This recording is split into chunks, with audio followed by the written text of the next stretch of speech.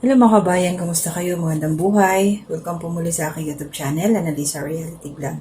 Ngayon po, ito na yung share ko sa inyo kung ano yung aking ginawa para ma-approve yung aking application, yung aking appeal sa reused content na naging violation ko nung nakaraang September 5. Yan. Pero bago yon, maraming salamat po sa patuloy na suporta nyo sa akin. To my silent viewers, yung subscribers, mga likers, yung mga nagko-comment po, salamat sa suporta ninyo. At syempre, huwag ho natin kalilimutan ang ating Pinuno Ka-Business. Support po natin. Ka-Business Official, Papa Dins TV, and Ka-Business Family. Kasama na rin po yung mga kagwangs at saka ang aking mga kasamahang mga reactors. So, ito na. September 5, na-demonetize nga po ako dahil doon sa reused content. So, ang pinili kong option dito is nag-appeal ako. Kasi sigurado ako doon na ginawa ko sumunod ako sa policy ng YouTube. Ayan. Yung appeal ako, kasi dalawa yung option mga kababayan eh. Pwede kang mag-apila, meron kang 21 days na allowance para i-apila mo yung iyong YouTube channel na mabalik sa monetization. Paano ka mag-aapila? Patunayan mo sa kanila na ikaw ang gumawa ng mga video na yon. So, yun yung pag-aapila. So, once na nakasabit ka na ng apila mo, nakagawa ka ng video mo, i-review nila yun ng 14 days. Matagal, di ba? So, yun ang isang option. Yung option number 1, mag-aapila ka. So, meron kang 21 days na allowance para makapag-submit sa kanila. Pag nakapag-submit ka na sa kanila ng iyong apila, yung video mo, yung paliwanag mo sa kanila para ma-review yung channel, meron kang 14 days na waiting ka para doon sa decision nila kung ano yon. Kung pasado ka ba, na-approve ba nila, or na-disapprove ka. Hindi nila sinang-ayunan ng iyong mga sinabi doon sa iyong apila. And another option is, option number 2, mag-aantay ka, suspendido ang YouTube channel mo, walang ads. Mag-aantay ka ng 90 days, 3 months, then pwede kang mag-reapply para ma-monetize ka uli. Pero, kailangan i-sure mo na na-delete mo. Pwede kang mag-delete ng iyong mga video. At the same time, pwede mo siyang i-edit. Ang problema, hindi natin alam kung alin doon yung nakasagasa tayo na reused content. So, sa side ko, hindi ako nag-delete kahit isang upload ko. Pinatunayan ko sa YouTube team na ako po lahat ang gumawa. Inedit ko ang aking mga ginawa. So, ano nga ba ang ginawa ko doon? Paano ako nag-apila? Ano ba? May mga steps po. Una, hindi ko na ho kasi pwedeng i-show up yung video ko na yun kasi private po siya, naka-unlisted. YouTube lang po ang makakabasa nun. So, ibigyan ko na lang kayo ng overview.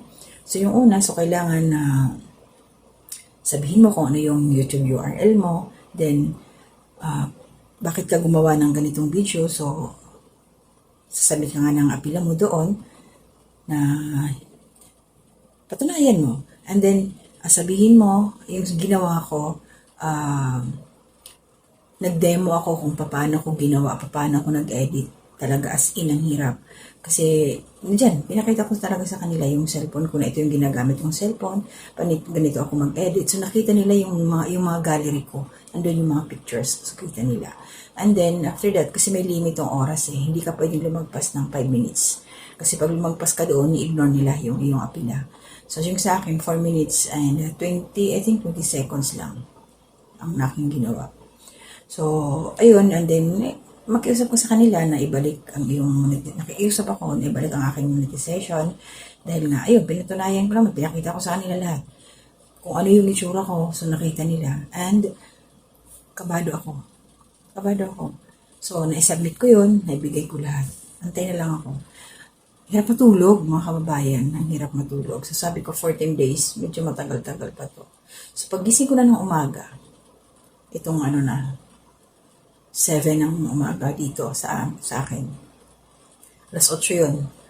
Hindi ko pa siya gustong tingnan kasi wala natatakot ako eh. Siyempre, takot ako sa desisyon na baka mamaya hindi tinanggap. Pero mayroon talagang naghahatak sa akin na tingnan mo, i-check mo kasi baka okay na. Ganun. Lakas loob po ako ng mababayan. Una kong pinasok yung aking YouTube studio. Yung nandun kasi nakalagay yung mga content ko. Kasi kung approve ka na, yung dollar sign, nagiging green siya. Pag open ko, nakita ko, sabi ko green na siya. Talagang sobrang akong excite. Then chinek ko yung aking email, meron na. So na-approve, successful ang aking ginawang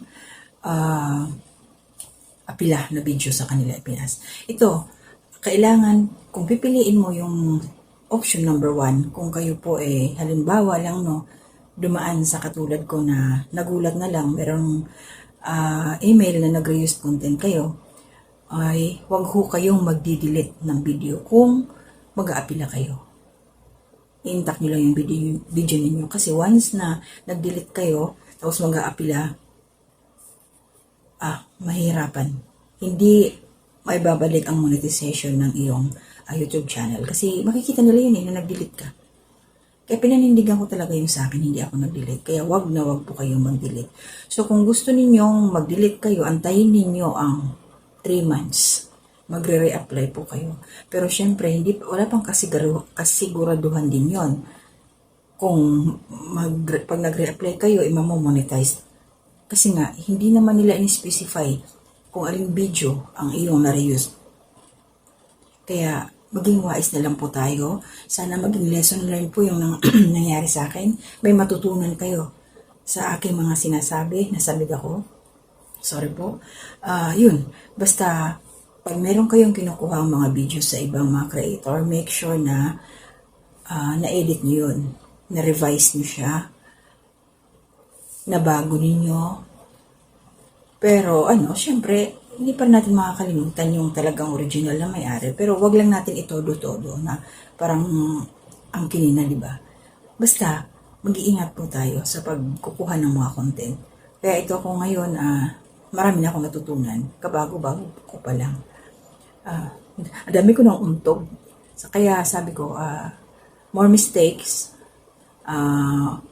more knowledge. Diba? Yung labang nahihirapan ka, lalo kang natututo. Yun Kaya huwag ko tayo mag-give up, mga kababayan. So yun, sana may natutunan kayo sa aking mga sinabi ngayon. Excuse me. Na ayun, okay na ho ang aking YouTube channel. Balik na ho po tayo sa normal. May mga nababasa ako. After nitong nung nalaman ko yung aking violation, hindi lang naman sa akin nangyari. Mga international YouTuber pa nga na-experience nila yung reused content. Yung iba, sabi nga nila, gumawa sila ng apila, pero na-reject. Na-reject pa rin.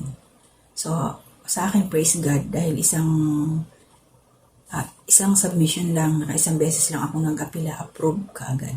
So, ito yung ko dito, maging totoo po tayo sa ating mga sinasabi, aralin mong mabuti, kung ano talaga yung panindigan mo, as in, lang na naman tayo, panindigan mo.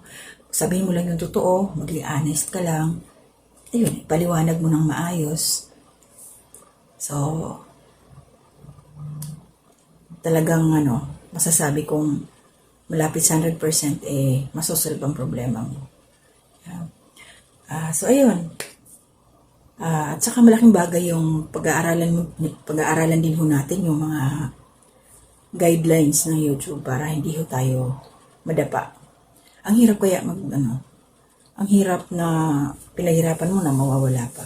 Alam niyo mga kabayan, mga ka-business kapapi, nung naramdaman ko yun, sabi ko, magbabago ako ng panibagong umpisa na naman kung sakasakali. Di ba sayang na yung mga nandyan na nakasubscribe ka sa akin na 3,000 plus. Kaya thank you Lord talaga. So yun lang po yung akin kung pipiliin nyo yung option 1, attack. Paliwanag na maayos kung paano mo ginawa yung content. Antay ka lang ng 14 days. Sa akin wala pang 14 days. Oras lang po. nasolve na kaagad ako. Yan, ako yung masaya. So, yun lang po yung sa akin. Mag-iingat po tayong lahat. I-share ko na sa inyo. Kung meron kayong katanungan, pwede ho kayong mag-comment dito sa aking i-upload ko po ito. Kung meron kayong hindi naintindihan, pwede ho kayong magtanong kasi hindi natin alam. Baka biglang kayo isang beginner din na katulad ko at na-encounter nyo yan, nagulat na lang kayo. So, pwede kayong magtanong sa akin kasi pinagdaanan ko na. May ma-share na ako sa inyong idea para matulungan ko kayo sa paraan na kaya ko. Yeah. So, ingat po tayong lahat.